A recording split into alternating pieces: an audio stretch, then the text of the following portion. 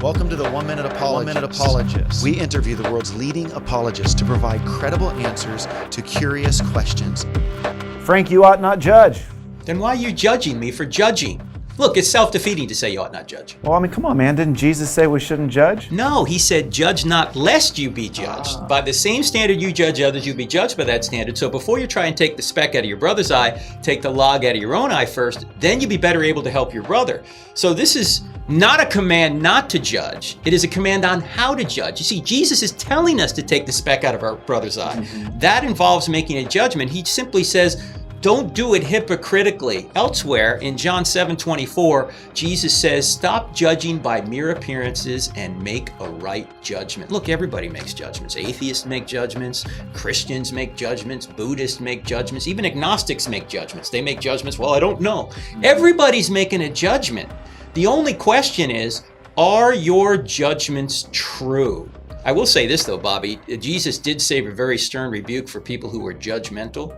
And of course, those were the Pharisees, who were the religious and political leaders of Israel. And Jesus went after them. And if anybody out there thinks that Jesus was kind of a soft soap guy who never said a bad word about anyone, you just haven't read Matthew chapter 23. Because in Matthew chapter 23, Jesus goes after the political and religious leaders of Israel by saying things like, woe to you, scribes and Pharisees, you hypocrites. You strain out a gnat and swallow a camel. Oh, you look great on the outside. You're whitewashed tombs, but on the inside, you're full of dead men's bones. You go a mile to make a convert, and then once you make them a convert, you make them twice as much a son of hell as you are. How will you avoid being condemned to hell? Most people say, Jesus said this? Yes, Jesus was not Barney, okay? He was not, can we all just get along? He was not Mr. Rogers. Can you say kindness, boys and girls? Well, he was kind most of the time, but he certainly didn't go around saying, this sermon brought to you by the letter E.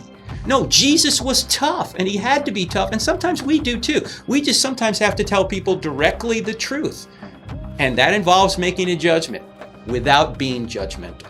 Yeah, and I go so far as to say people are even judging right now whether they agree with what you're saying. Exactly. You see, you can't get away from making judgments. The only question is, are your judgments true? Right.